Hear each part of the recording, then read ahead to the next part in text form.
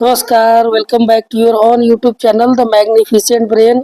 आपके अपने ही YouTube channel the magnificent brain में आपका स्वागत है, इस्तकबाल है, खैर मकदम है, वेलकम है।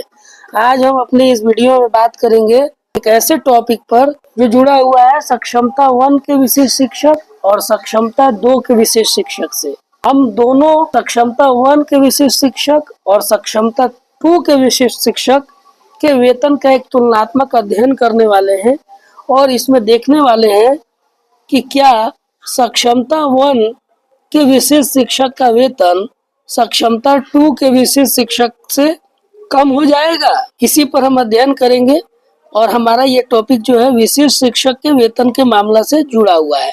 तो आपसे ये अनुरोध है कि इस पूरे वीडियो को बहुत ही अच्छे से देखेंगे, पूरे विश्लेषण को देखेंगे और अपने वेतन का भी गणना करते चलेंगे ताकि आपको ये वीडियो बहुत ही अच्छे से समझ में आए और आप अपना भी वेतन का गणना कर सकें और एक तुलनात्मक अध्ययन कर सकें वेतन का।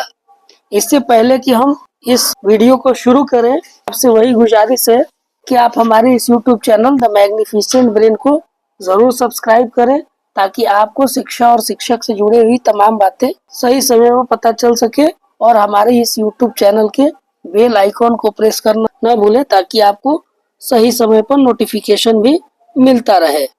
इसके अलावा आप हमें फॉलो कर सकते हैं हमारे Facebook page the magnificent brain पर और हमारे इस टेलीग्राम चैनल और टेलीग्राम ग्रुप को भी ज्वाइन कर सकते हैं। इन सभी का लिंक वीडियो के डिस्क्रिप्शन में मौजूद है।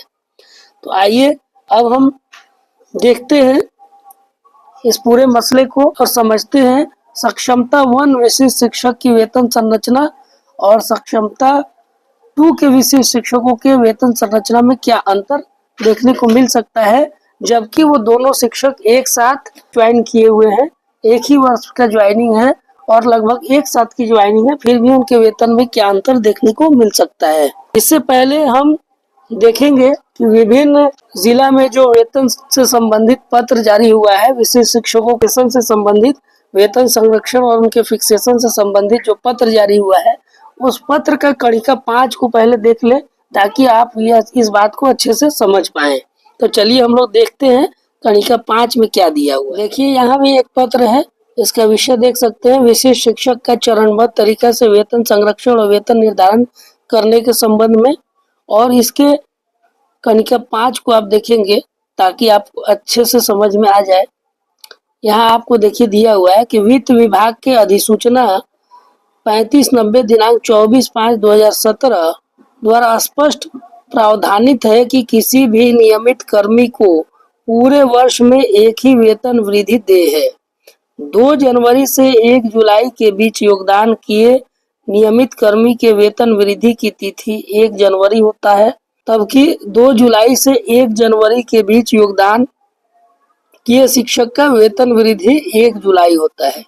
अतः वेतन निर्धारण के क्रम में सभी शिक्षक, प्रधानाध्यापक एवं प्रखंड शिक्षा पदाधिकारी इस बात का विशेष ध्यान रखेंगे एक ही वर्ष में किसी भी शिक्षक को नियोजित या विशिष्ट के रूप में एक से अधिक वेतन वृद्धि का लाभ नहीं मिलेगा, अन्यथा इसे घोर अनियमितता मानते हुए संबंधित शिक्षक, प्रधानाध्यापक, प्रखंड शिक्षा पदाधिकारी पर कार्रवाई की बाध्यता होगी। इतनी बात आप अच्छे से समझ गए होंगे। यानी अगर कोई शिक्षक 2 जनवरी से 1 जुलाई के बीच में योगदान किया हुआ है तो उसका वेतन वृद्धि जो होगा 1 जनवरी को होगा। वहीं अगर कोई शिक्षक 2 जुलाई से 1 जनवरी के बीच में योगदान किया हुआ है तो उनका वेतन वृद्धि 1 जुलाई को होगा। ये बात समझ गए। और एक और बात कहा गया है, एक ही वर्ष में किसी भी शिक्षक को नियोजित या विशिष्ट के रूप में एक से अधिक वेतन वृद्धि का लाभ नहीं मिलेगा। यानी एक वर्ष में आपको एक ही वेतन वृद्धि का लाभ मिलेगा, चाहे अगर नियोजित के तौर पर मिल गया है तो वो हो गया और विशिष्ट के तौर पर भी मिलेगा तो एक ही वेतन, यानी दोनों में से किसी में भी एक ही वेतन वृद्धि आपको मिलेगा। ये बात अब अच्छे से समझ गए। अब चलिए अब पे मैट्रिक्स पर थोड़ा ध्यान देते हैं और यहाँ देखिए ये जो है नियोजित शिक्षक का पे मैट्रिक्स है, लीजिए कि कोई दो शिक्षक है और दोनों स्नातक ग्रेड में एक साथ एक ही वर्ष ज्वाइन किए हुए हैं और दोनों का वेतन, अगर यहाँ देख लेंगे, मूल वेतन जो है नियोजित के तौर पर 27,710 है।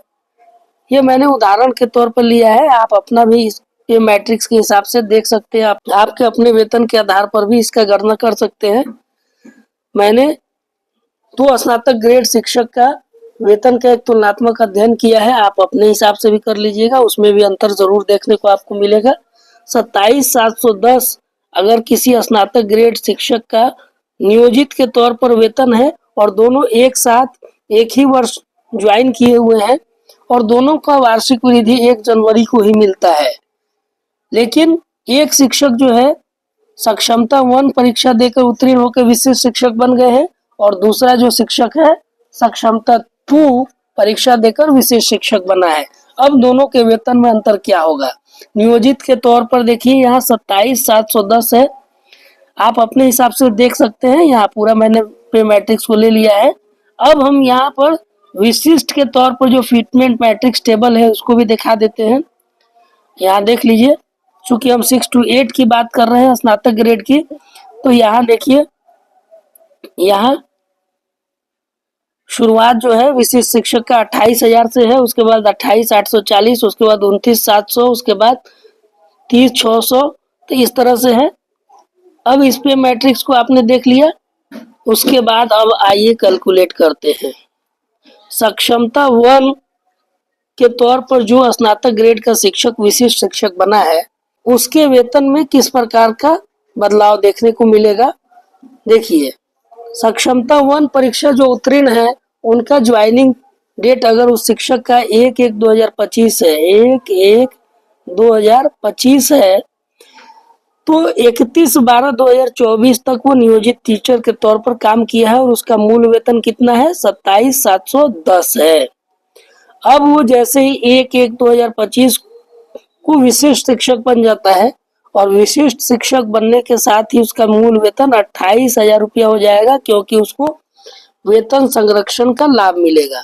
27,710 का संरक्षण किया जाएगा और उसका जो मूल वेतन हो जाएगा 28,000 हो जाएगा। जैसे आपने यहाँ विशिष्ट शिक्षक के इंडेक्स को देखा 6 to 8 में, देखिए 27,710 का संरक्षण 28,000 है। उसी तरह अगला उसका जो इंक्रीमेंट है 28,000 पर, वो के बाद वो 28,840 है, इसको भी ध्यान में रख लीजिए। अब यहाँ देखिए नीचे, तो 1/1/2025 को उसका वेतन हो जाता है 28,000। अब मैंने यहाँ 1/3/2025 का भी डेट इसलिए लिया है कि 1/3/2025 को सक्षमता 2 के विशिष्ट शिक्षकों ने योगदान किया है 1 मार्च 2025 को, इसीलिए इसको इस डेट को भी मैंने यहाँ मेंशन किया है ताकि आप अच्छे से समझ पाए। अब चूंकि 1/1/2025 को उसका मूल वेतन 28,000 है, तो 1/3/2025 को भी 28,000 ही होगा और उसका अगला वेतन वृद्धि जो होगा 1/7/2025 को होगा। जो वेतन संरक्षण और वेतन निर्धारण का जो प्रपत्र जारी हुआ है उसके कणिका 5 में हमने देखा कि जो 1/1/2025 को ज्वाइन किया है उनका अगला वेतन वृद्धि 1 जुलाई को होगा, तो 1 जुलाई को इसका वेतन 28,000 के बाद 1/7/2025 को उसका जो मूल वेतन है, जो उसका इंक्रीमेंट मिलेगा 28,840 है। क्योंकि जैसे कि उस कणिका 5 में कहा गया है, या तो नियोजित हो या विशिष्ट हो, दोनों को एक साल में एक ही वेतन वृद्धि का लाभ मिलेगा। तो चूंकि पहले उनको वेतन वृद्धि का लाभ नहीं मिला है या वेतन संरक्षण का लाभ मिला है, तो उसके बाद यहाँ 1 जुलाई को इसी वर्ष में आपको वेतन वृद्धि का लाभ मिल गया, 28,840 रुपया आपका हो गया। अब तुलनात्मक अध्ययन है, इसलिए 1/1/2026 का भी वेतन हमने ले लिया है। 1/1/2026 को भी इनका वेतन 28,840 ही होगा, क्योंकि इस 1/7/2025 को उनका वेतन मूल वेतन में इंक्रीमेंट लगा है, तो अगला जो इंक्रीमेंट होगा उनका 1/7/2026 हो जाएगा, तो 1/1/2026 को भी सेम रहेगा। इस बात को आप अच्छे से समझ गए होंगे। अब चलिए सक्षमता 2 उत्तीर्ण विशिष्ट शिक्षक का वेतन को हम लोग देख लेते हैं, या सक्षमता 1 नहीं बल्कि सक्षमता 2 हो जाएगा, सक्षमता 2 उत्तीर्ण। अब सक्षमता टू उत्तीर्ण विशिष्ट शिक्षक का वेतन इस प्रकार होगा। चूंकि दोनों शिक्षक एक साथ ज्वाइन किए थे विद्यालय में और दोनों एक ही ग्रेड में थे, एक ही वर्ष में, तो अगर 31/12/2024 को ये भी नियोजित के तौर पर इनका भी मूल वेतन 27,710 था, तो 1/1/2025 को इनका मूल वेतन हो जाएगा 28,550, क्योंकि 1/1/2025 को ये अभी भी नियोजित थे और नियोजित के तौर पर इनको पहला जो वेतन वृद्धि था इस वर्ष का, वो चूंकि 1 जनवरी को इनका वेतन वृद्धि मिलता था, तो यहाँ भी नियोजित के तौर पर ही इनको 1/1/25 को इनका वेतन वृद्धि मिलेगा और 28,550 होगा।